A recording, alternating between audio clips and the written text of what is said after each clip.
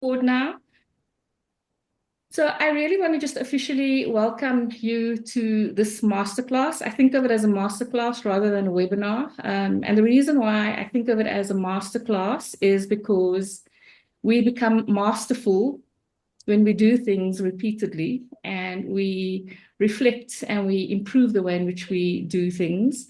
And hopefully, with time, you will become really masterful in the ways in which you want to increase or improve your rest.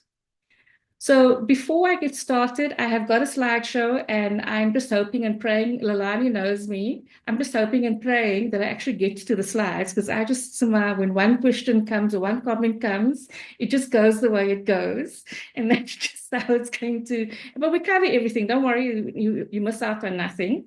But before we get started, I just want to like welcome you into the session. And I want to just offer a few things as ways in which to think about this space. I am by no means an expert on rest.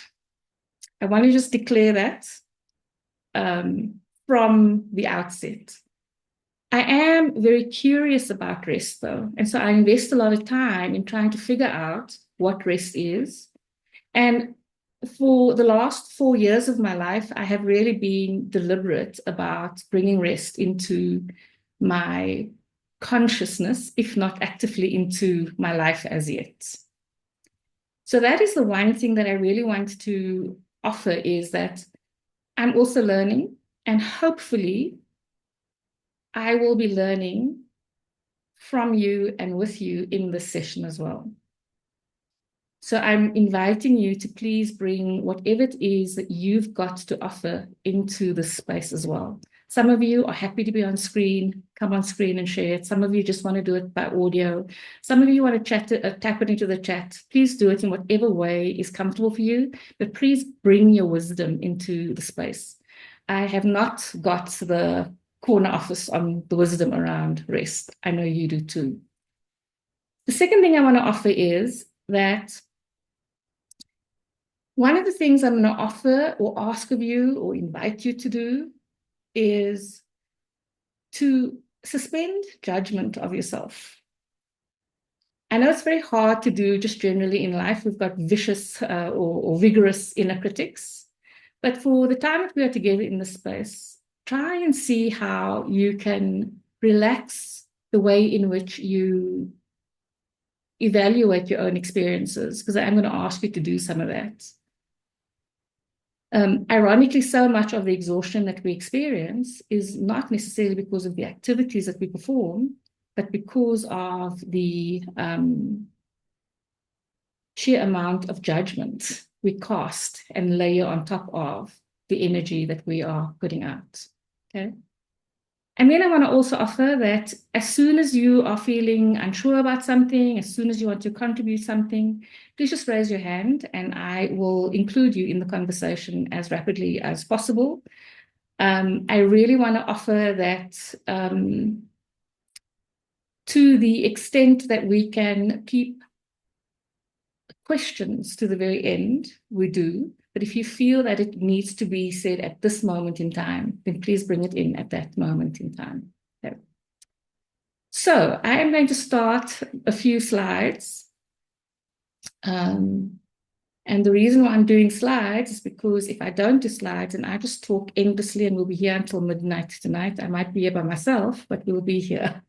This will continue until midnight. I want to say to you that this particular webinar, this type of webinar is actually, it's the first time I'm doing something on rest in particular. And I want to also offer that it is something that, although it's been in the back of my consciousness for a long time, I only really saw rest as being something that is so important for our expansion as human beings in a very fundamental way. I noticed it about 4 years ago, but that was about self-preservation. For me now, this is about thriving. I saw rest as a function of thriving when, and Melanie is part of the community that I'm in, we started doing some workshops in the corporate space. And we started to hear how very, very exhausted people are. And because they are so exhausted, the idea of thriving is beyond their comprehension. It is not even something that they are interested in. They just want to get through the day, and they want to get to the weekend, and they want to get into a place where they don't have to care about anything. The most alarming thing that I discovered was, or that we came across, was that people don't have a sense of motivation beyond what they are requested to do. What they want of themselves is kind of a very sad kind of space. They have whimsical ideas of what they want, but actual desire of this is what I desire for myself is so far beyond their place and space, because they just don't have the energy to deploy to thinking about that and to wondering about that. And one of the other things that we realized, and this is certainly also a reflection of my own experience, is how deeply disconnected people are and how much the exhaustion that they experience play a role in that disconnection. So I just want to do a very quick introduction of myself. There are a lot of people in this call that I'm not familiar with or not familiar with me, and I'd love to get to know your voices. But I am a coach. I work predominantly in the space of either team development and leadership, or when I work with individuals, I work with specifically women who have actually accomplished a lot. They just can't see that they've accomplished a lot. And women who have typically started experiencing or have already experienced extraordinary amounts of burnout. I don't know, I'm not going to share my awareness, but I do know that in 2020, my world, at late 2019, my world came crashing down.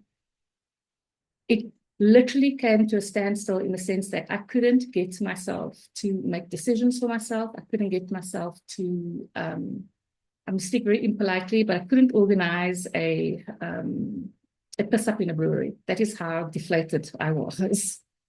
I was just completely zapped.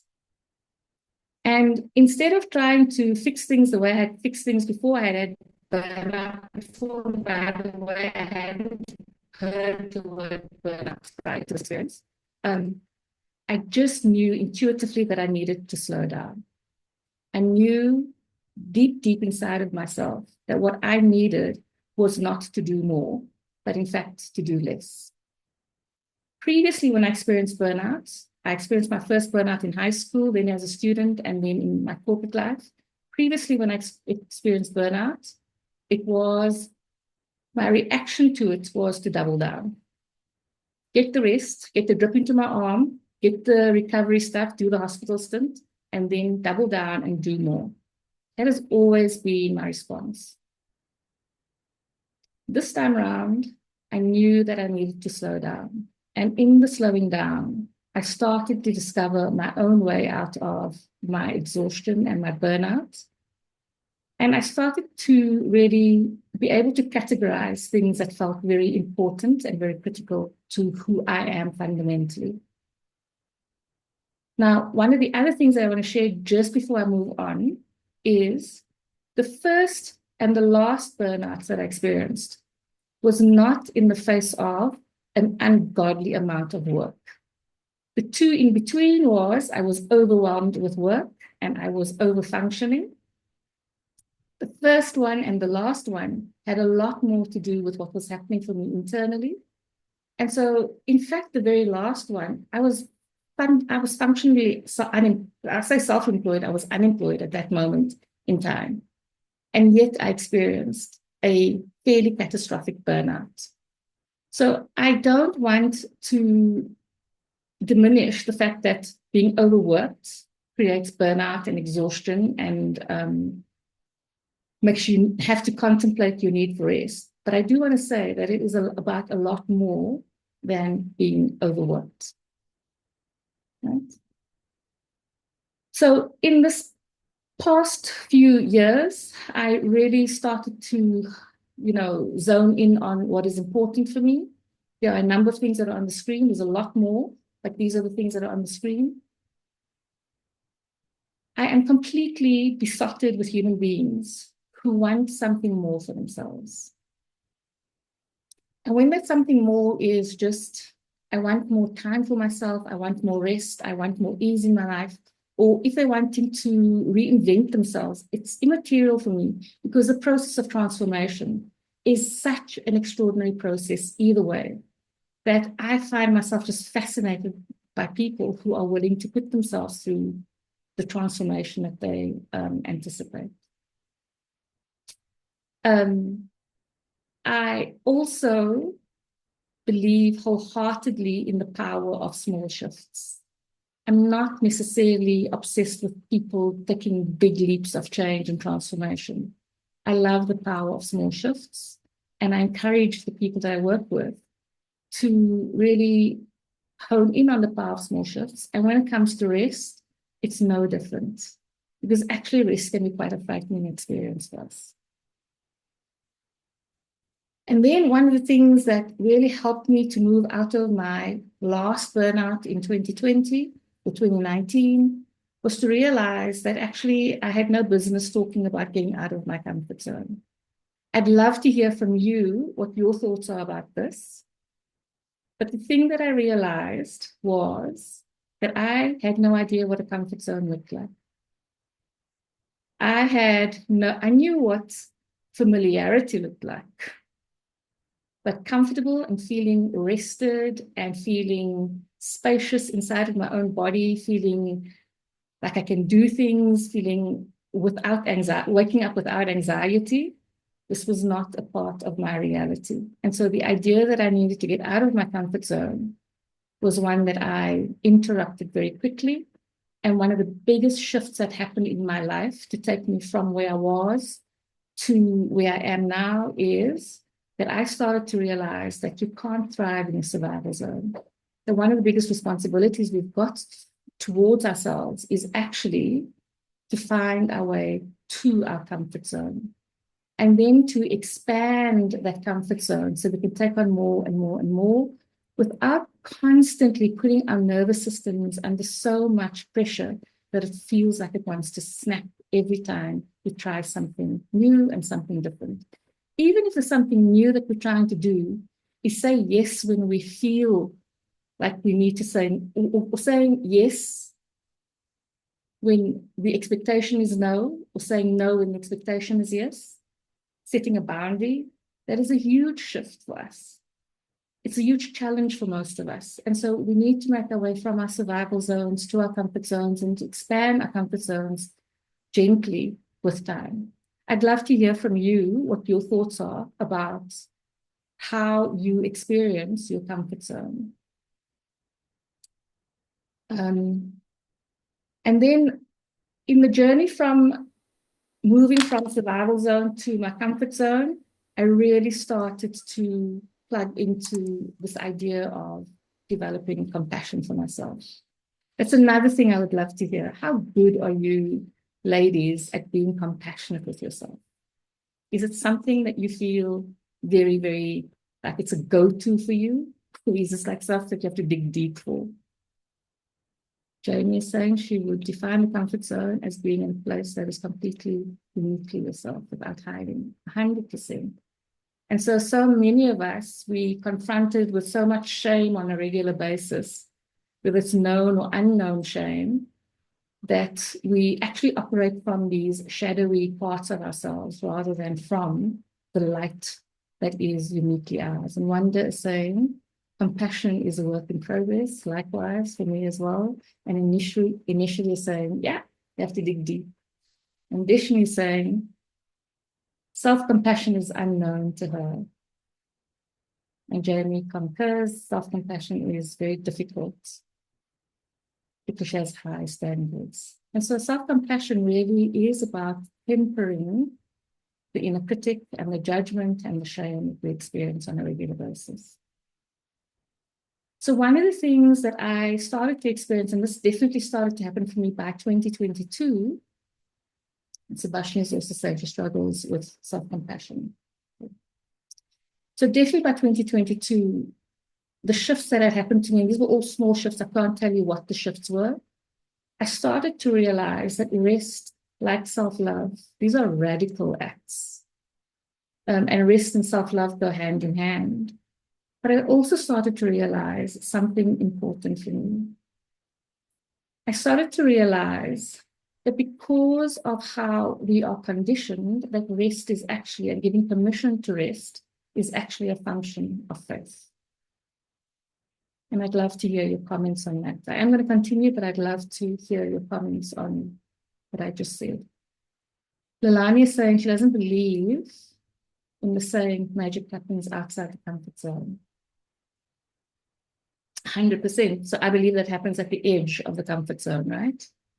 The capacity to stretch ourselves on an ongoing basis.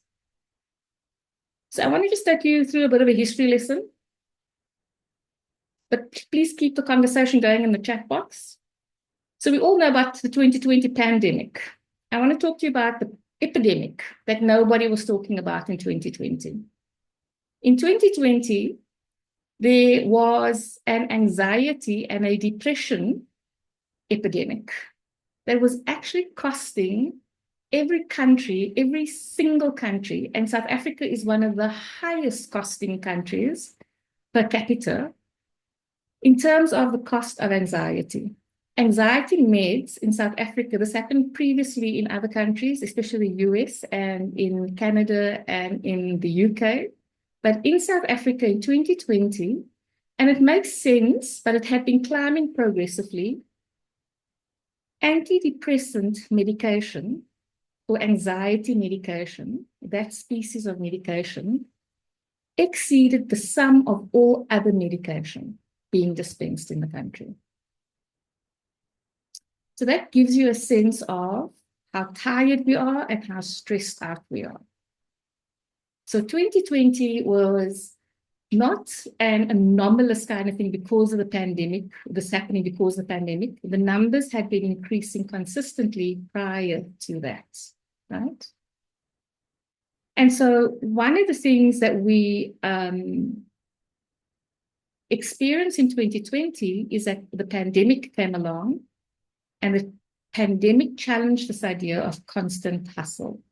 One of the things that we were required, or was just demanded of us, was that we stay at home. Now, staying at home brought its own challenges, but people really started to question why it is that they are busy all the time and what it is that they're actually busy with. I'm wondering if that is something that any of you experienced, or did you just internalize a different kind of anxiety? But we started to look at different ways of experiencing our quality of life. Following the pandemic, there was the great, what is it called, Lilani, the great exit, where people started to think about different ways of earning a living and different ways of being occupied. And they started to think differently about their corporate careers and their professional careers. And they started to say, I can do this but differently. Lilani, I saw your mic came off. Yes, Sophia, I was just saying or thinking it's, I guess, the big exile or the the big exit. That's, I guess, it. Somebody in here will know what it's called. It's fascinating how quickly we forget things. And the fact of the matter is that the pandemic came along. It gave us a reason to think about how it is that we are living. And it is now 2024. It's 4 years later. And it's almost as if we've forgotten all the lessons and we are returning back to that always on culture. We are going back to a space where we are inviting not only the existing levels of productivity, but we are literally stepping into toxic levels of productivity right now. And the reason why I call it toxic levels of productivity is because human beings really want to be productive. We feel good when we're productive. But when our productivity is not feeling like it is creating anything meaningful, when we are busy for the sake of being busy, there is a very, very strange thing that happens inside of us. We start feeling disconnected. And one of the things that happens when we feel disconnected from the work that we do is that if we continuously do work that we feel disconnected from, that we don't find meaning in, and we don't have other activities from which we can start deriving useful and important and vital meaning, what ends up happening is that we start disconnecting at a human and a creativity level and at an innovation level. And so there are organizations that are filled with people who are busy doing things, and nobody can tell you, what the difference is that that particular thing that they are doing is making. I remember a time in my own corporate career when I was required to do reports. I'm a very defiant human being, and I would do reports, and I would take paragraphs of A Tale of Two Cities, and I would dump it into my reports. And till this day, nobody has ever asked me what nonsense I wrote in my reports. And so that is an example of how we are doing things, but we don't necessarily know why we are doing it, and we're not seeing the value on what it is that we are doing. I'm wondering if any of you have got tasks and activities that you are performing in your work environment or in your life in general that just doesn't feel connected to anything that feels meaningful to you. Deshni is saying yes. Yeah. So when we are chronically busy and toxically productive, one of the things that happens almost instantly is that our ability to be innovative and to build connection and to look after ourselves starts to be compromised. It might not decline completely, but it starts to decline ever so slightly. And if it goes on for months and months and months, and for some of us, it goes on for years and years and years, and in the worst cases, it goes on for decades for some people, it starts to create situations where we are just so disconnected from ourselves and we become unwell. Okay? Any comments?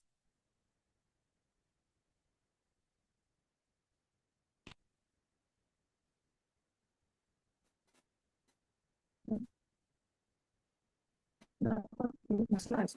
I'm realizing now, even though I've made a shift out of corporate, I'm still sometimes, creating some kind of urgency for myself, chasing my own tail. And so it seems to be habitually rooted and not circumstantial sort of busyness. So yes, the rest topic is very relevant to me still today. Yeah. I think what you're sharing is so important, and this might be really critical for everyone, is that for so many of us, we are so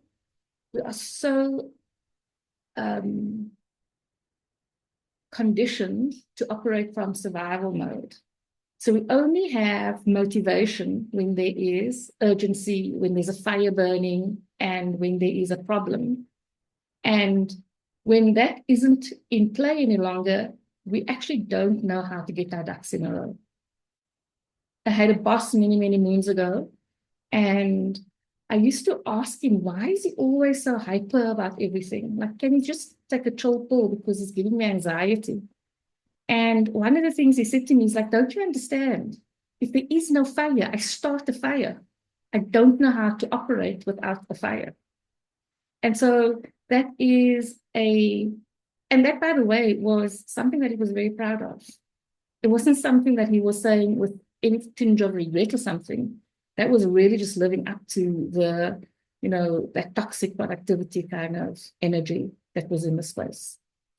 So I wanted to share with you that rest is at the very basis of Maslow's hierarchy of needs. And I'm wondering if there are any dots connecting for you when I say that it is at the very basic, it's like at the base of Maslow's hierarchy of needs. Like, what does it mean to you if rest, like nourishment, is at the foundation of our needs? Deshni saying she procrastinates. Yeah? Unless there's a fire, we can't get going. Yeah? Any thoughts about what it means if rest is at the base, the foundation of Maslow's hierarchy? So just a thought from my side, and I'm not sure if I'm right or wrong, but just like we can't survive without food or air, we shouldn't be able to survive without rest, and yet we just constantly push ourselves without taking that rest that we require. Absolutely. Thank you for that.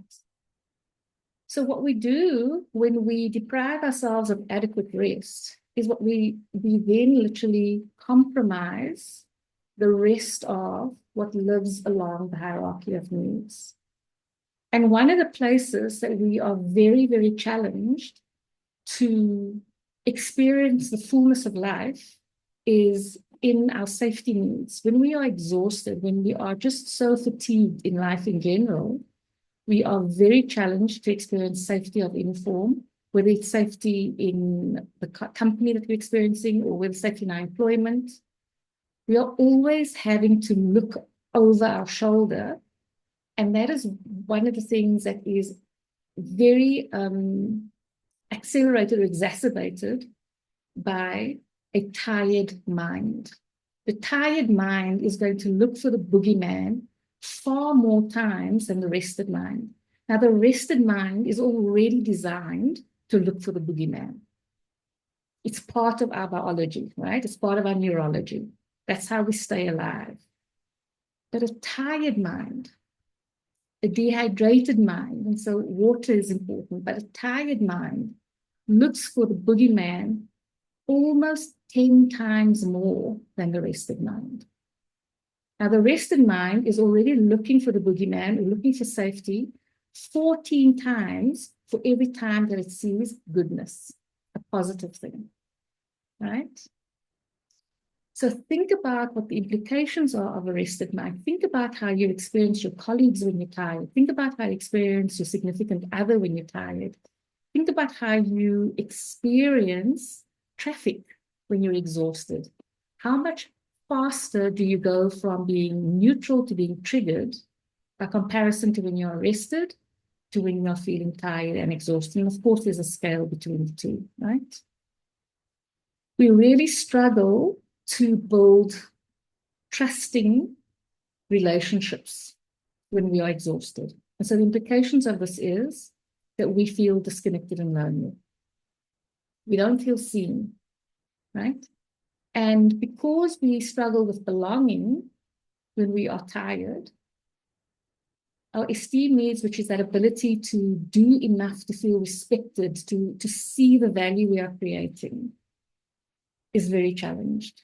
Because now we're going into that mode, because I'm disconnected, because I don't feel like I belong, I feel like I need to constantly prove myself. And so your people-pleasing patterns go in. And people-pleasers can't see how much they're actually contributing. And so they have to prove themselves, and they prove themselves by over-functioning. And we never actually get to our self-actualization needs. Sometimes we never get to them because we don't get the space to identify what they are. And sometimes we don't get to them because we feel like we need to do more. And then one day we will get to getting to our self-actualization needs. Now, this is just true of human design in general, right? But then some very interesting things happen over the past few years. Jamie is saying she saw the difference in this between now and in December when the pace slows down. Yeah. Delani saying such a huge aha moment. The lack of rest ties into limiting beliefs and esteem and belonging. 100%. You're very welcome, Delani. Now, I was reflecting on the journey of humankind, but then I decided just to reflect on the journey in my lifetime because I'm not a philosopher. One of the things, I was born in 1973, and the world has changed so much since 1973. I don't know if you realize that the world has been turned on its head since 1973. In fact, my thingy isn't thinging. Are you seeing anything change on my slide? There we go. Okay. So what happened in 1970? So in 1973, up until 1976, I would say, despite all the factors of the South African background, but globally, human beings had an almost natural rhythm of life. Some of you might not even remember it, but in my memory, if there was trade on a Saturday, it was until either 10:30. The post office closed at 10:30. Some shops closed at 11 and other shops closed between 1 and 2. Anyone else remember that time? Please tell me I'm not the only one with that length of memory. Lindsay remembers it.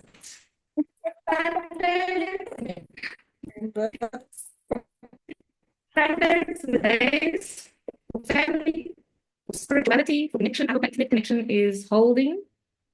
Initially, are you that young? Oh, I feel sad for me now. Lani was not around. Yeah. So on a weekday, you went to work. You had reliable sources of transport to work. Work started and ended, and you came home and you ate a meal with somebody. And when you were done at work, you were done at work. You did not bring work home, and the kind of work that you brought home was reading, it was reflection, it was that kind of thing. But you were not task-oriented when you got home. I used to work, well, this is a bit later, but I worked in a shop. When the shop closed, that was done, right? Once that key locked, once that lock blocked, it was done. Tanisha says, bring it back from your lips to God's ears, my darling. So that was the quality of life. There was connection.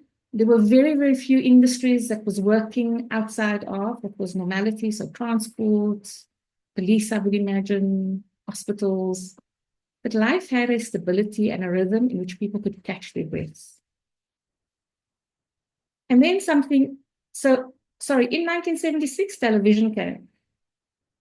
And so that was the first brush at disconnection. So the telephone was already around. And I was sharing with somebody yesterday that back then the telephone was around, but everybody would even have a telephone in their house. And people would run to each other's houses to say, you've got a phone call, you must come quickly, and that kind of thing. And so the telephone was very much still about connection. But in 1976, the television came to South Africa.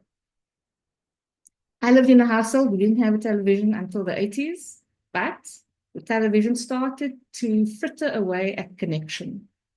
Now, connection is one of those things that really help us to energize, except when we are feeling burnt out.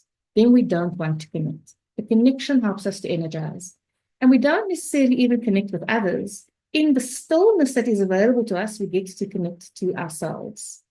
So television comes and it starts to intrude on our space where we connect. Many, many things happened between 1976 and 2008. But in 2008, something big happened. Do you guys know what happened in 2008?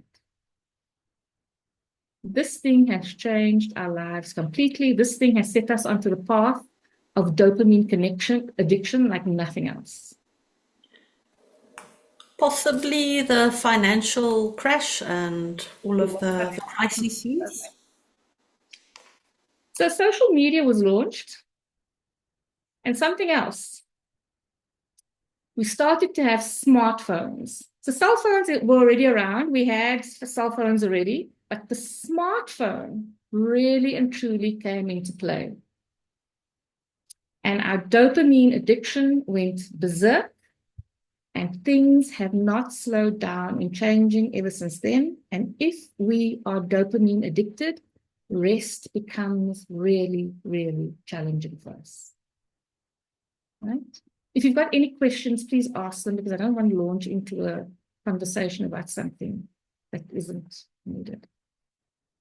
And I want to share with you that as of 2019, 2018, 2019, 2020, so between 1976 and 2008, definitely between 1998 and 2015 there around, we were solidly in what was called the VUCA era, where things are just volatile and changing rapidly.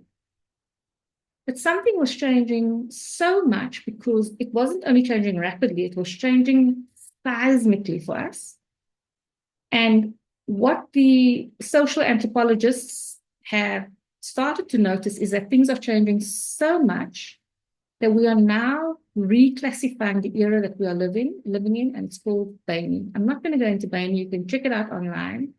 But BANI stands for brittle, anxious. It's non-linear, which means it makes no freaking sense. Dots just don't connect, which all goes against feeling safe and feeling calm. And things are just incomprehensible. It is just incomprehensible, right?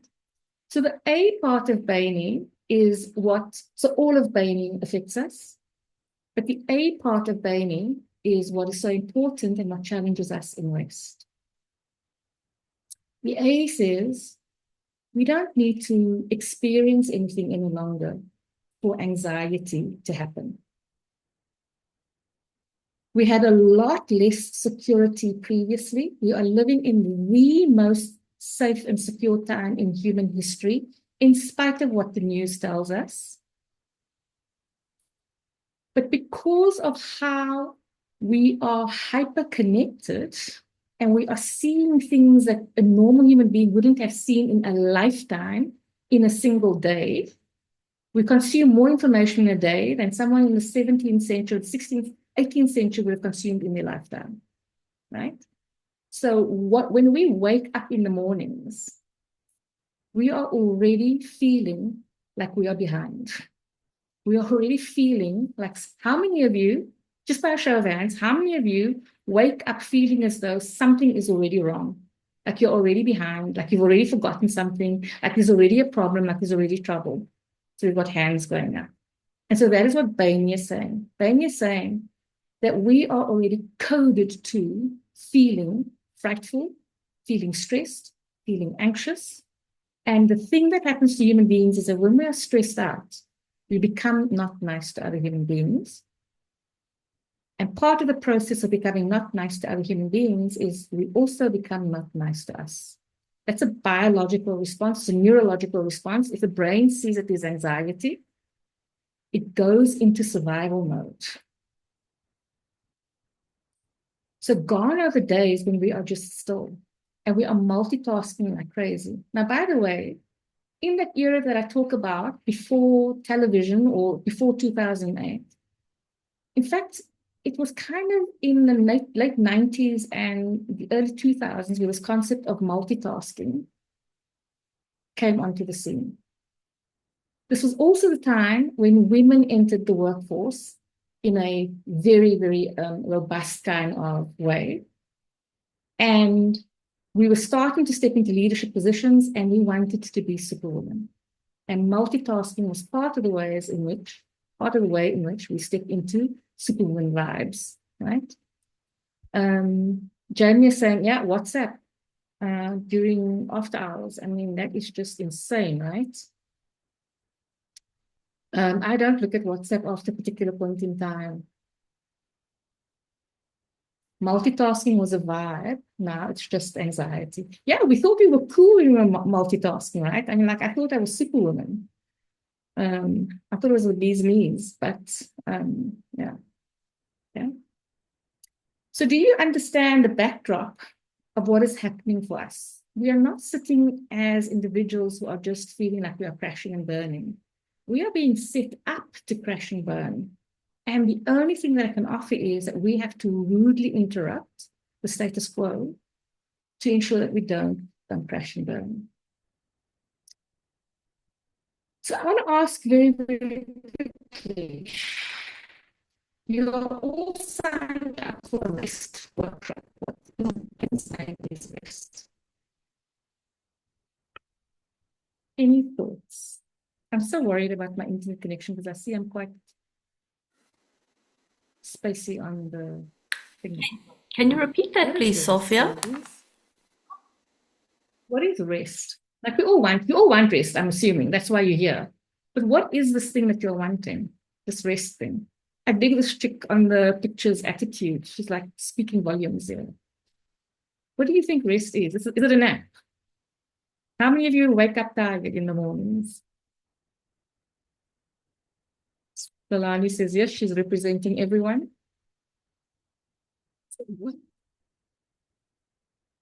Subhashini is saying rest is the ability to switch off and to be in the moment. Yeah, that is definitely the closest, one of the closest definitions that I can think of for rest. Right? I'm going to say a few things about what rest is as far as the dictionary. Time to recoup. Deshni says, it's going a bit fast. Active resting, giving myself permission to just be. Yeah, the guys are higher grade on this resting. This image comes with the saying, I'll rest when I'm dead. Yes. Enter capitalist bravado, that one.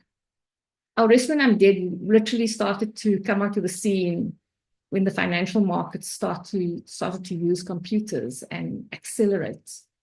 I can see that whole disconnection from human to human connection. It was very much from the 80s and the 90s. Be still and clear the mind, yes. Yeah. Yeah. Okay. So these are dictionary definitions of rest. I'm not going to go into it too much. You can see it on the screen. But it all talks about this ability to recover, to relax. I'm a lawyer by training originally. And so when I say the word rest, the word that echoes in my mind is restitution. And I think that is what rest is for ourselves. It's a form of restitution. It's a form of making right. We give and we are taken from. In some ways and in some situations we find ourselves in, we are quite literally robbed of our energy. We are quite literally robbed of our time. We are quite literally robbed of our focus. And so when we rest, there is a restitution that takes place. And the thing that I want to offer is that rest is, in my opinion, one of the activities that is in the realm of spirituality. And I want to go back to Maslow's hierarchy of needs. It's very hard to be experiencing spirituality when we're at the coalface of survival and we can't catch ourselves. Now, you can be dirt poor, you can be hungry and be spiritual because you're not necessarily in survival mode. But when you are feeling like you are just in survival mode, you go into your mammalian state, it becomes very hard to experience your connection to anything bigger than you. And it's very hard to be connected to the bigness, to the higher part of you. So that's what I mean by spirituality. I don't necessarily mean like religious or anything like that. I'm talking about being plugged into something that moves you on a regular basis, right? So I'm going to offer a few things and I'm going to ask you to do a few reflections. So do you have some ideas about why we don't rest? Why do we resist rest? Yes, initially. I think I got clapped a few times because I was resting as a child. You don't want to miss out. Absolutely, Wanda. You feel like it's being lazy, so there's self-judgment going there. It's linked to your beliefs, absolutely, right? And it's so important what Peter is saying is like every result we have in our life is a function of the beliefs we have. So you can be quite idle and sedentary and doing nothing. But if your beliefs are creating chaos in your mind, that will be what is reflected in your body. Deshni has the idea of always needing to be busy. Yep. Too many to-do lists. As a woman, we're always on to the next task, right? And I would imagine that those to-do lists are attached to many, many acts of self-criticism or being attached to what is right and to what is wrong and how things should be and how they must be. And so the mind is carrying a load, even if the body isn't busy actively carrying a load. Please keep the comments coming. I'm always very curious to hear about people's belief systems around rest and exhaustion. So I'm going to offer you a few thoughts about just the social backdrop. I'm going to share my social backdrop, right? This isn't the social backdrop. I'm going to share my social backdrop. I'm always fascinated by the attitudes that we have around rest. When we think about rest, there is a part of us that is thinking about, and I think it was Jamie, I can't remember who it was that said, I'll rest when I'm dead. So it's almost like peace will only come to us at the very end of our lives. We can't have it here and now. So we have to do something. We have to earn rest somehow. Until we've earned it, it's not available to us. I don't know if you identify with that. For many of us, and I would imagine that a lot more for people who are a bit older, rest is seen as weakness. Social media has started to, challenge that. Yeah, that's why people say rest in peace. Yeah. But you will notice that there are a lot of older people, when they stop being active, some of them die. How many of you know of people who are fairly healthy, they're in good health, and then shortly after retirement, and they step into a sedentary lifestyle, they lose identity, and they have heart attacks, they have strokes, and so many people. An aunt of mine died 2 years ago. She died. She was an okay lady. I'm like, there was no thought in anyone's mind that she was going to die, but she overworked herself. And even before her pension paid out, I think it was the day before her pension paid into her bank account, she passed away, right? So I don't know. And then there are moms, for instance, when the kids grow up, they just become so depleted because they don't necessarily have the ability to just embrace a new way of living. Wanda says she knows a few did not even enjoy their retirement, right? So that's got a lot to do with over-identifying with your work and not knowing how to just be at peace with yourself, right? I grew up in a household. Now, I know that we taught that cleanliness is next to godliness. I swear to you, in my household, busyness was next to godliness. I'll share a few things with you later on.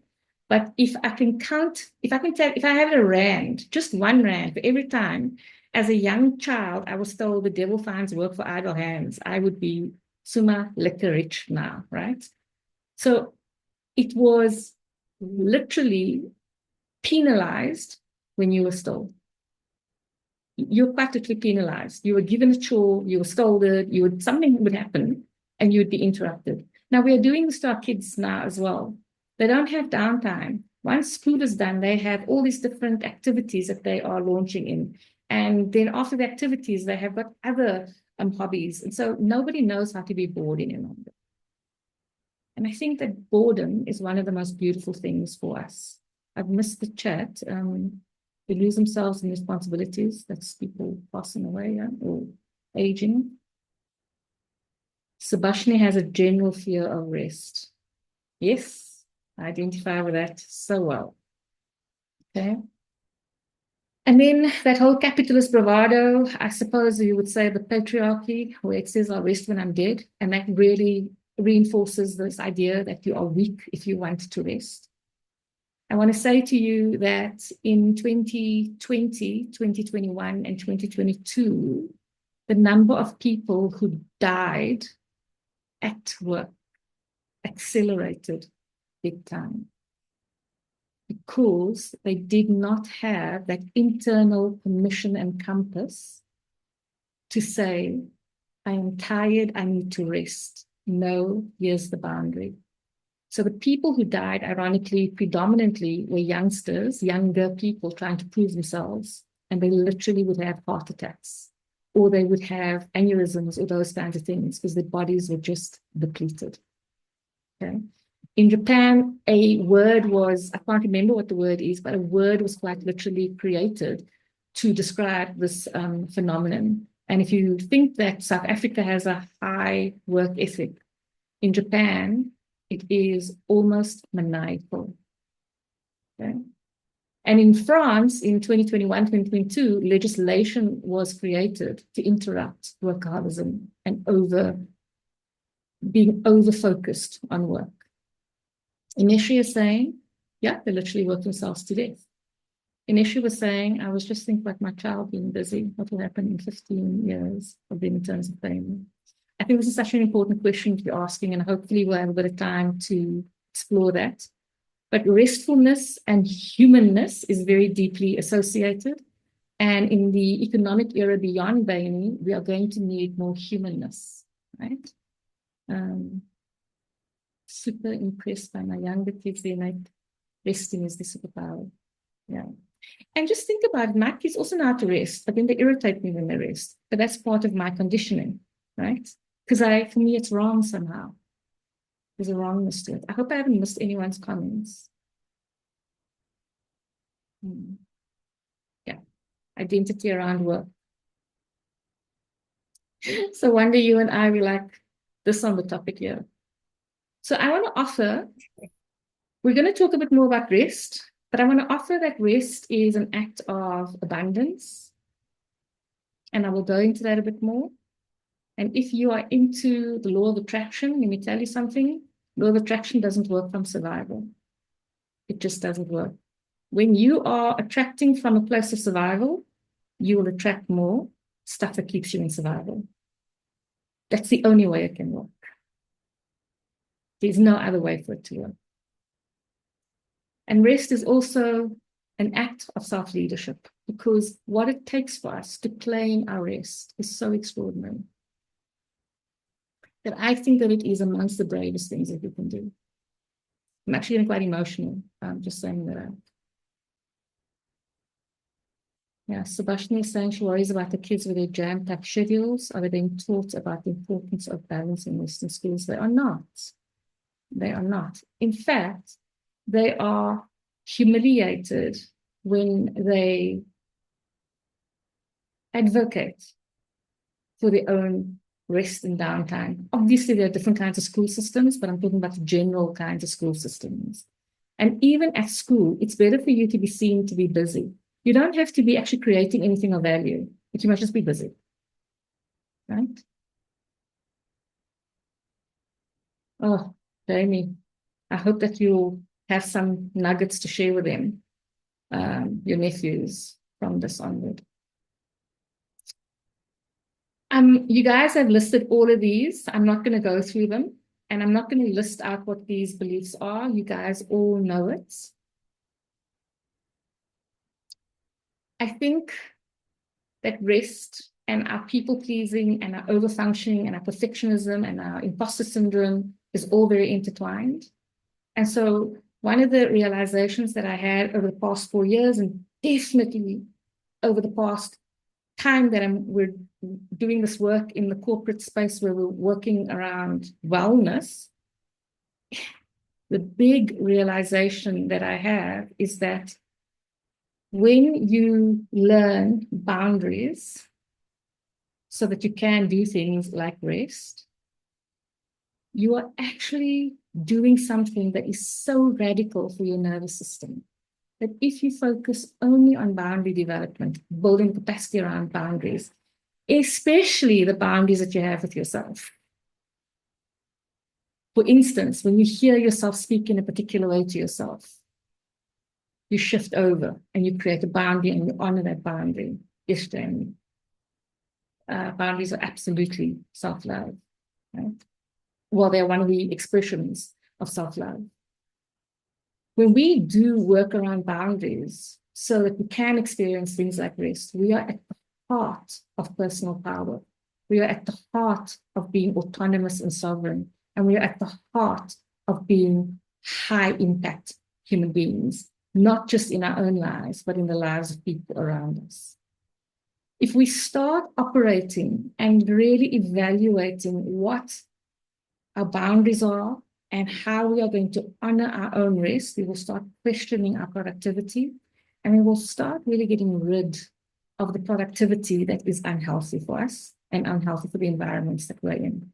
And that is why I will say this is some of the most brave work anyone will ever do, right? We think the brave work we'll do is, standing up to things, but standing up to ourselves can sometimes be even more demanding and challenging than anything else.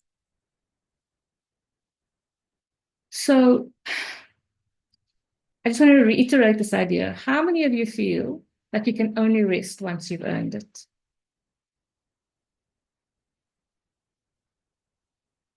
Like we'll rest in December. We'll rest over the weekend. We'll rest when this milestone was hit. The team can calm down when we've crossed this particular, whatever it is. And Yeshua's been on a boundary journey. That's so beautiful. Yeah. Rest comes last. So one of the things I'm going to offer you is, and I'm mindful of time, one of the things I'm going to offer you is that there are many happiness surveys. There's one of the biggest happiness surveys that's going on for many, many, many, many years. I think it's going for 100 years or a bit more, 108 years. One of the things that they find is that the people who are happiest, regardless of where they find themselves in life, and Yeshua's saying Yeshua's resting in March. I hope you're going to rest in nights initially. One of the things that they find is that the people who are really good at being happy or content with their life, regardless of their circumstances, are the ones who operate at a level of reflection and reconnection with themselves, where that is their highest priority. It happens in their diary and in their day first before the world takes their attention. And that is how they navigate the challenges of the A in Baini, the anxiety in Baini. They connect and they ground and they root with themselves. And some of them do it with very, very specific kinds of activities that look and feel like mindfulness. But others do it in ways that is very different. So for instance, they will have a particular kind of disposition with themselves. They do things with lightness and with kindness. So when they, for instance, make their kids sandwiches, they do it as an act of love, not as a chore, as a task. They do it as a space for just being with their own thoughts in their own mind.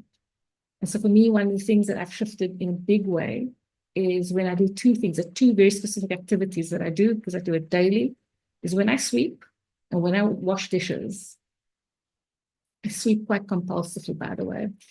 When I sweep and when I wash dishes, I repurpose this as time for just reflecting. When I go for a walk. And so it's not about adding more into their day.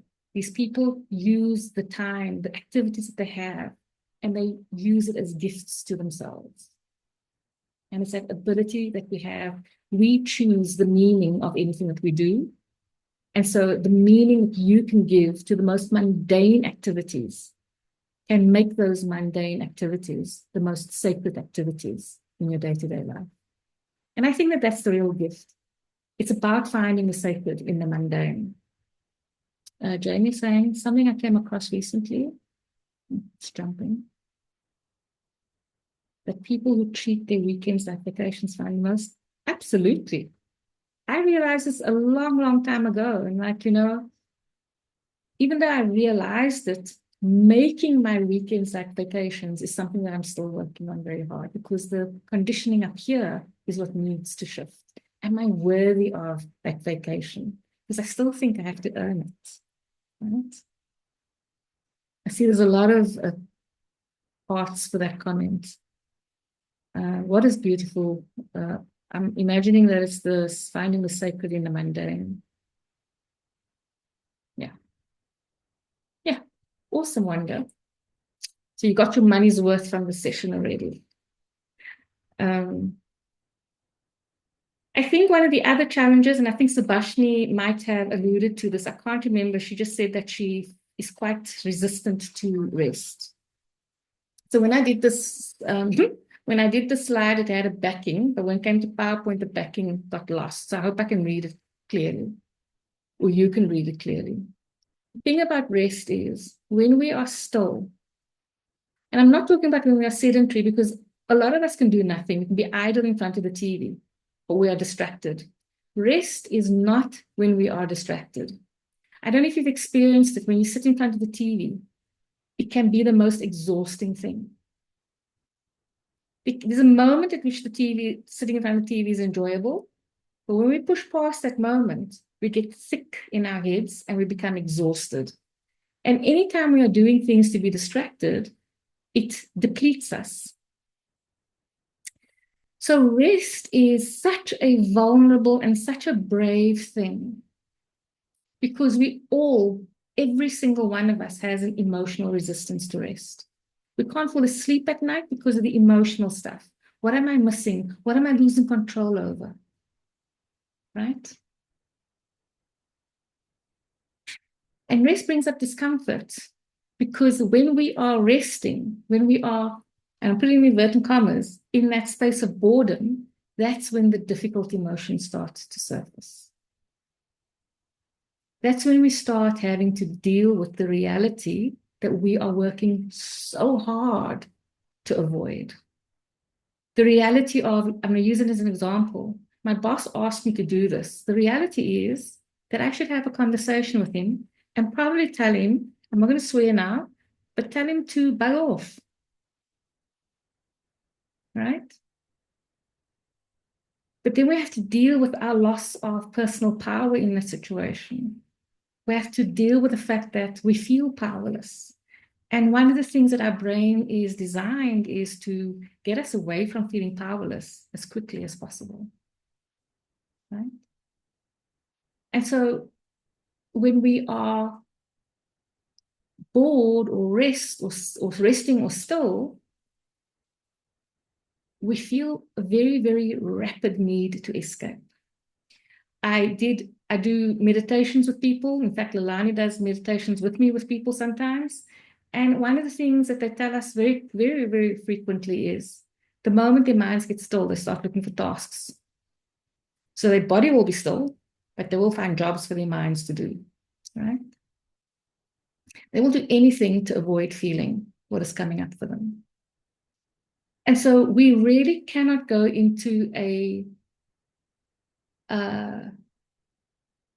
place where we experience rest until we actively learn self-compassion. Now, I want to share with you, I have been an insomniac for the better part of my life. I go and sleep now and I put my head down. I used to judge my husband. I'm like, he put his head down and then like seconds later he's snoring. And I'm like, don't you think? Like what? Like there's like no moment between. And I have now gotten to the place where I don't need to think. I can go to bed and I can fall asleep, unmedicated, by the way, because my mind has gotten to a place where it doesn't need to feel in control any longer. And that is one of the byproducts of self-compassion. And self-compassion is a hard-learned practice. It doesn't stay with you unless you are actively practicing it and engaging with it. So I want to just pause for a moment and ask you, if you have a pen and paper with you, what a powerful place to be. Yes. Lynn is saying her mind, she does. Her body is still, but her mind is racing. And our minds race because it wants to control. The irony of being in, and the difference between being in power and being in control is when we're in power, we're able to have an effect on things. We can do something about something. When we're trying to be in control, we are actually not in power. And so in our minds, we are running stories, and those are boogeyman stories, must, should, have to, and all those kinds of things. But we're not actually effecting any change, anything. And it's a frustrating place to be, right? Jamie's like a husband. Just put your head down and use it down and go and sleep. Right. So I'm sharing with you my rest story. This is a timeline. I'm going to ask each and every single one of you to spend 5 minutes, not even 5 minutes, spend 3 minutes. I'm going to put a timer on. I don't have a timer. I can put a timer on. I don't know how to do this, but a timer, 3 minutes. I want you to think about the stories that you have about rest and where in your life these stories start to emerge. Now, I'm going to just share with mine for illustration purposes. I only went as far as 25. When I was between the ages of 6 and 7, I used to get rebuked. And sometimes I get a hiding for doing nothing. Like literally, I got a hiding for doing nothing. My parents or my aunties and uncles were they were very jacked up. Like they were high pressure people. Between 8 and 9, I had an event where I apparently didn't work hard enough. And my school report was compared to somebody else's school report. And I was humiliated in front of my whole family on a Sunday lunch. And from that moment onwards, working hard became just, this is what we do. And when I wanted to rest, I used to be deceptive because the only thing that I could do to avoid chores was to sit with a book and look scholarly. And so I used to sit with a book but not read. So can you see shame coming in there already and starting to affect my story around rest? So as I go through this, I just want you to do your own reflection, right? When I was 10 years old, I did really well at school, like super delicious well, and I got a bicycle. And that is quite literally where my prostitute or my whore archetype stepped in. I would do anything to get the bicycles of my life, right? At 12, oh my God, I was at a family function. I took charge of things and things happened. And oh my God, I was such a superstar. That just reinforced that archetype of behavior. At 15, I had a life-defining moment where I literally entered into a pact with God to do something. And if that something happened, I would do anything. I would work my ass off. And the thing that I wanted in this pact, I got. And then that it was on like Donkey Kong. I was going to work hard. And so from 15, I lost my childhood like that. I went from being a fairly carefree, jovial kind of person, and I went into being dead serious. Everything was do or die, right? At 17, I had my first burnout episode. And I went to hospital, had an ulcer, survived the ulcer, was discharged from hospital, came out. And then I made the pact that I don't give a shit. Sorry, I don't care. I'm going to do this stuff anyway. I know how to trick my body. I know what signs to look out for. So before that happens, I'll preempt it and I'll keep going. At 19, I realized, oh, I jippoed the system. It didn't kill me. And so I just signed up for more. Between 19 and 25, I had another burnout episode. This was the first time my mother begged me to slow down. And instead of slowing down, some evil Knievel part in me felt embarrassed by being weak. And so it showed up and pushed more. So I'm only going to go to 25. There's a lot more, but I hope you can start seeing how the experiences of our lives start becoming the scaffolding against which our beliefs around rest and our stories exist.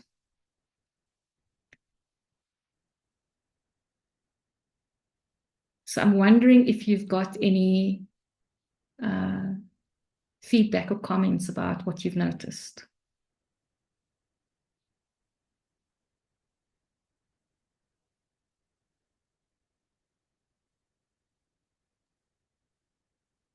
I want to make a comment. I think thank you for sharing that story. Okay. and how it resonates in taking me on my journey, my own journey, and how I've never stopped. Now that you've showed it in this format, only now you actually realize that I've never stopped. And yeah, it's quite profound looking at it in this form, eh? So I want to offer that not resting is one of the ways how we ensure that we don't see ourselves and that we never actually experience deep, deep belonging. And when we don't experience deep belonging, we cannot trust the world that we live in. Initially saying she's having a gulp in her throat, reflecting on her own story. Yeah. I think also just reflection on my side is that for many of us, it's ingrained in us from quite a young age that rest is not okay. I mean, even being a child on a school holiday, you were not allowed to sleep later than sort of 7 or 8 o'clock. You knew when it came to December holidays, it's time to clean windows, wash walls. It's not like sitting in front of the TV and watching cartoons. And that starts from like a very young age. We taught that as well. Yeah. Like how many times we had this brasso and I had to polish the flippant brasso every Sunday. Like for what? Just so that I'm not doing nothing. That was the only reason. Because it looked pretty much the same. And so I started to be deceptive. I used to sit there with a lappy like I'm brassoing, but I'm also not, right? So I'm going to go on to generational trauma. Absolutely. Priya, that is such a big, I'm not going to go into generational trauma, but we are the ones that can interrupt the generational trauma. And if it is a generational trauma, we've got to be very aware that if we don't interrupt it, it becomes the trauma of the next generation. Peter saying, can resonate with my story. Yeah. So that is exactly what happens. You become so disconnected, you feel so dull, you feel so unalive. And so you start asking questions like, what is the purpose of my life? What am I meant to do? And the reason why you're asking questions like that is because you don't feel connected to who you are. You don't feel plugged into your life. So you don't feel plugged into your aliveness. So you're looking for it outside somewhere.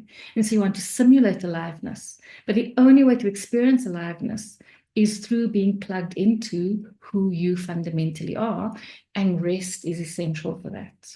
Okay. Sasha is saying, it's almost like we have to unlearn the social conditioning. And Sasha, that's again why I say, this is brave work. Who knew that taking a nap could be such courageous work? Okay. I've got a few slides. I want to just go through them. They are not rocket science. I want to offer you this. It's reset. Yeah. And reset is rest with an extra E. And I want to borrow from the work that we do in the corporate. The extra E I'm going to offer is from the reset by comparison to rest. That extra E is the emotion work that we have to do. And until we do the emotional work, we are actually not going to experience rest. I don't know how many times I have done things to rest. But in the absence of doing the emotional work, I just disconnect, I unplug.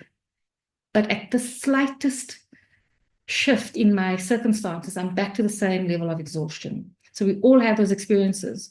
We go to work, we go on leave, we feel lekker when we're off on leave. But by day 2 of being back to work, the level of exhaustion we're feeling is impossible to manage.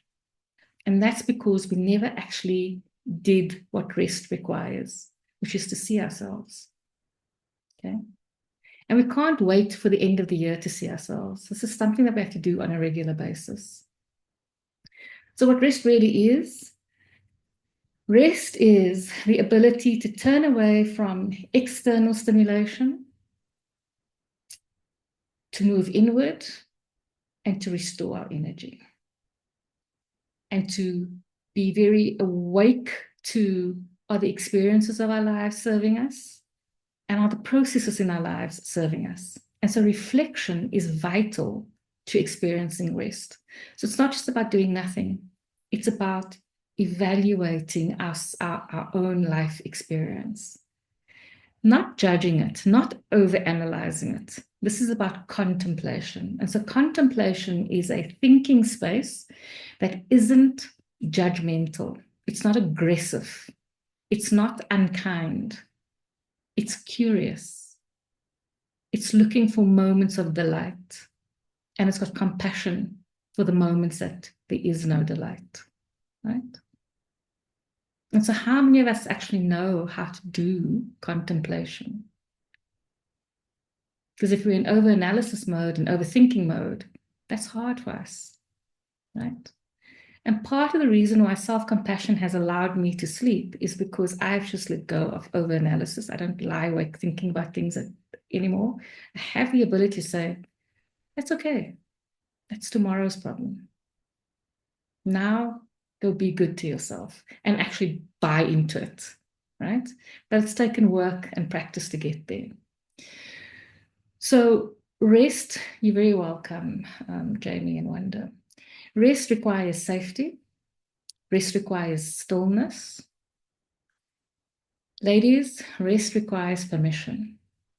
Now, if our beliefs, we can say, I give myself permission, but if our beliefs, which are at the apex of our nervous systems, they hold everything in place. If our beliefs are survival beliefs, you don't have permission to rest. You will only have permission to rest enough so that you can labor tomorrow. But you don't actually have permission to reset. You only get to the permission when you have done the emotional work, found the safety, and that's why self-compassion is so important. And you've given yourself the space for quiet. So one of the first places where I started to give myself space for quiet, I didn't even know that I was doing it, but my body craved it, was when I was driving. I switched off the radio. No more stimulus, not even from songs that I like.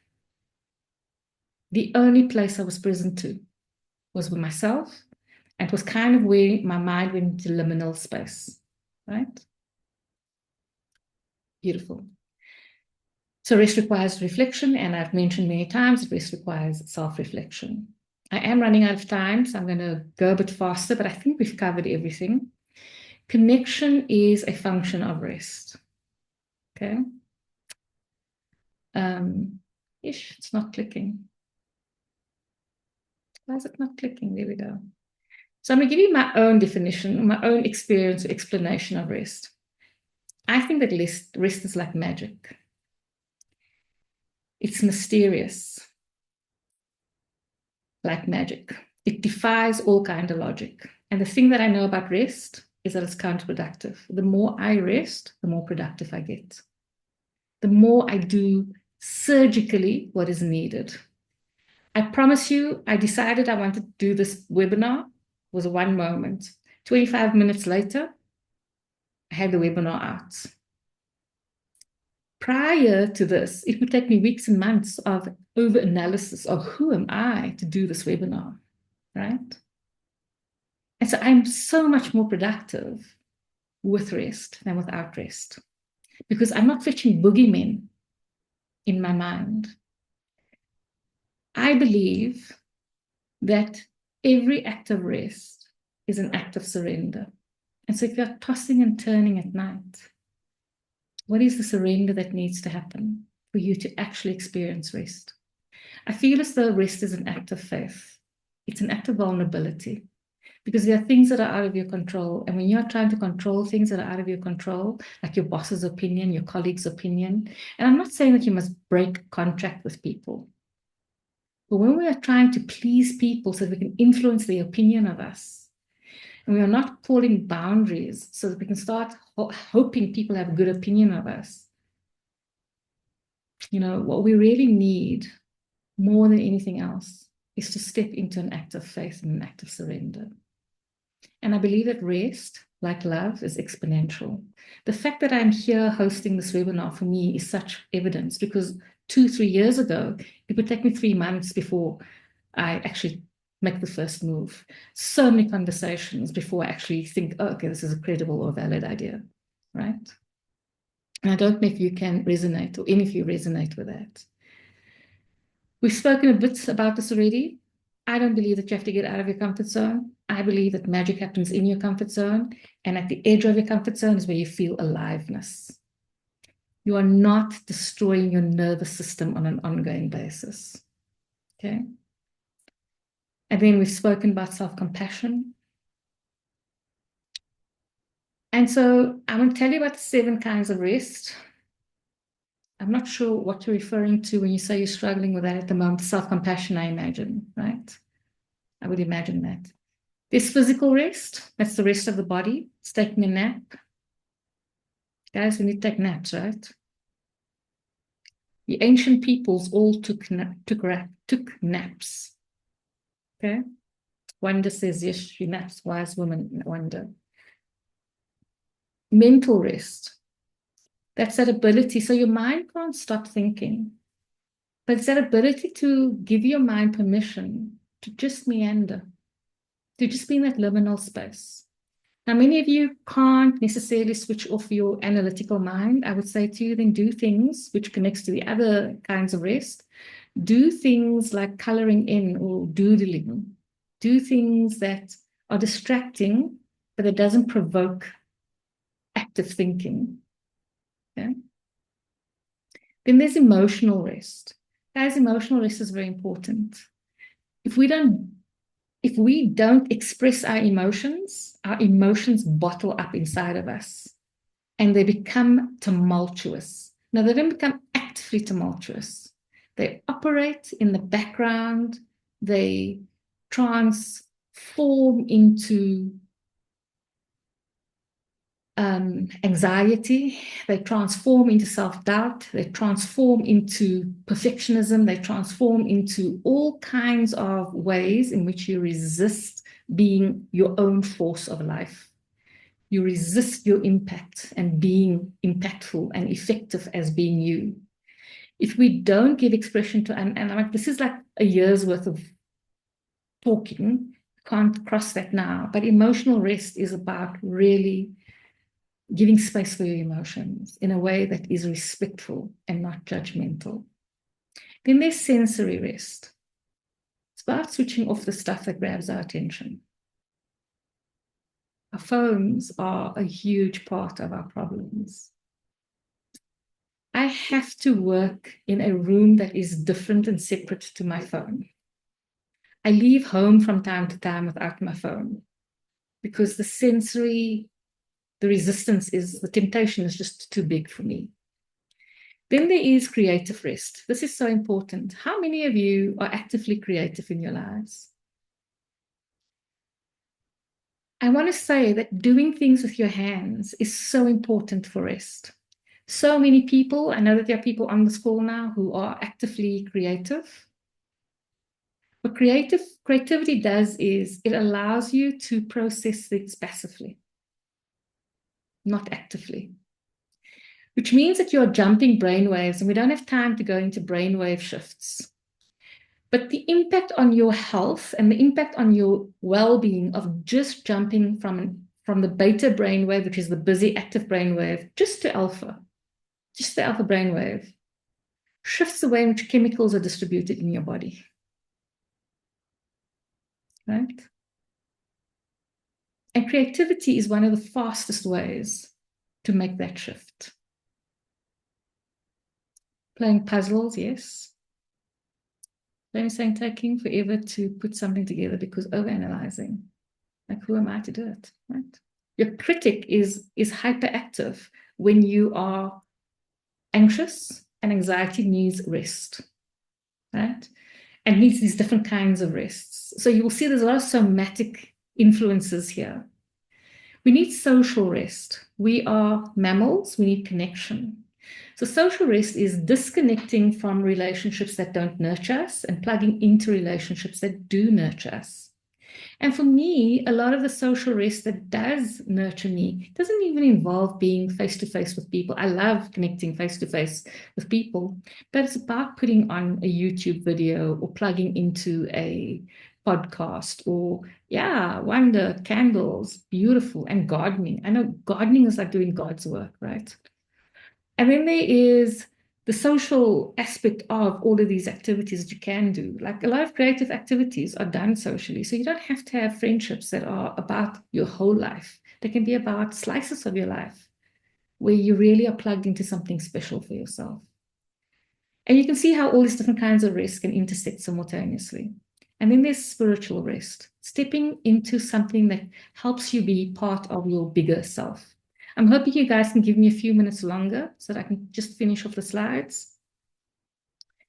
So these are the different kinds of rest. And I would encourage you to either, I have a quiz, by the way, that I'm going to send you with the recording. I call it a quiz, it's actually an assessment. So you can start seeing where you need to grow in terms of these different kinds of rest. So now my cursor doesn't want to move. What is up with you? Right. So rest is about being boundaried. And I want to just offer that the first boundary is with you. And how you boundary yourself with rest is the difference between the fence above and the fence below. Right?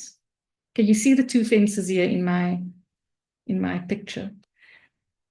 If your boundaries are coming from a place where it is protecting something that is important to you, something that you value, your own yeses to yourself, your inherent worth, the fact that you respect yourself enough to make renewal and resetting a priority for you, then you are creating a boundary that is enabling, empowering, and loving, ironically, not only to yourself, but to others as well. Because when you are sitting in boundaries, what you're doing is, yes, you're respecting yourself, but you're also respecting the other person's ability to do what they need to do, to get what they want to get from you, right? And if what they want requires that they learn how to be patient, then that's already a way in which you've empowered that person, right?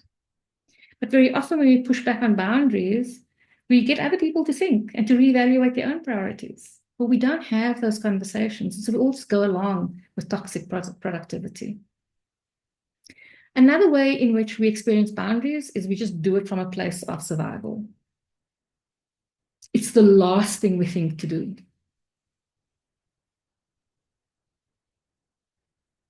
And we do that with ourselves. Somebody said it in the comments, rest comes last. We only rest because my body is giving up on me. I'm sick all the time. My corporate burnout, Sasha, awesome. We've covered the bulk of it. Beautiful. Sacred in one day. My corporate burnout, I was lying in bed.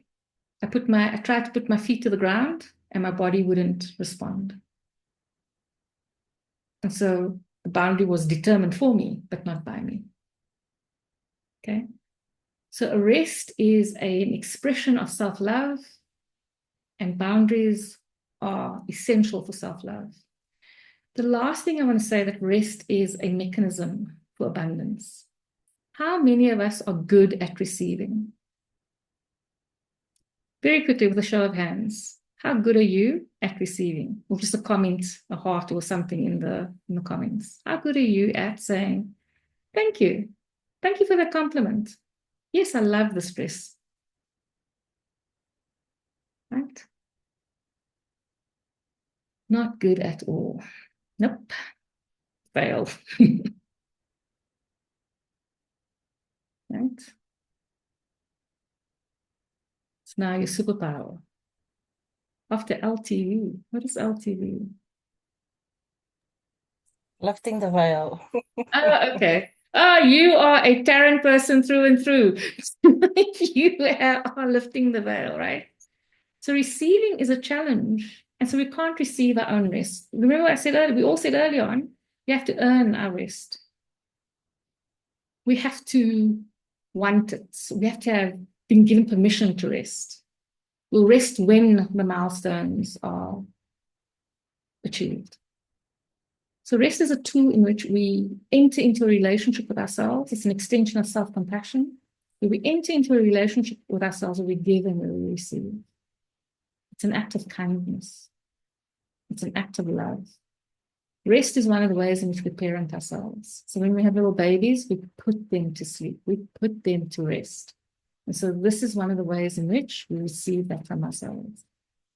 We give ourselves permission to rest when we believe fundamentally that we are so worthy of our own care. And we create circumstances and spaces so that that care can be experienced by us. And those 7 kinds of rest can play out in many, many different ways, but they all need space, they all need intentionality, and they all need us to be deeply deliberate. Okay? And so I'll come back to the thing that rest is an act of self-love, and it is an act of masterful self-leadership. So I'm going to close this presentation for comments and questions. I'm happy to stay on. I want to just say to you that I don't have anything to sell to you. I just don't right now. It's so bizarre. But I will be staying in contact with you. In one of the ways in which I stay in contact with you is through my newsletter, which is Small Shifts in Big Magic. I just want to let you know that I'm available to coach around these topics, and I will be running webinars and workshops around how to build a deeper and more meaningful relationship with ourselves. And I hope that you found this to be of value and that you would find more value in things that I offer you going forward. Right? And then the other thing I want to share with you is, I'm going to be sending with the recording of the webinar masterclass a assessment that you can use for yourself. If you want a cop to watch it, you have to watch it in the next 48 hours. After that, I am going to package it with a workbook, and then it'll be $2.99. Okay. Any questions? You're very welcome. Any questions, any comments, any thoughts? Anything missing? I know everybody wants to go and sleep and rest. No. Any comments, questions, thoughts before we say goodbye? Safi, I just want to say thank you so much for this. It was very insightful, and a lot of reflections to take forward and try to anchor into my own personal space. So thank you so much. You're very welcome, Inisha, and I hope you'll take this forward to your own clients as well. Yes, thanks. Beautiful. Okay, so if there is nothing else, no comments, no questions, I'm so, so, so grateful to each and every single one of you. You're very welcome, Jamie. Welcome, everybody. I'm really grateful. Every single time I get the opportunity to do my heart's work, I always need to pinch myself. And so I'm so grateful to each and every single one of you for your time and for your attention, whether you are here with me in the webinar live or whether you're going to watch the recording. I am so deeply, deeply grateful to you. And I hope that our paths will connect in different ways again going forward. Take care. Bye-bye. Bye. Thank you. Bye. Bye. Rest well. We will. You too. Bye. Bye. Bye. Thank you, Lynn. Bye.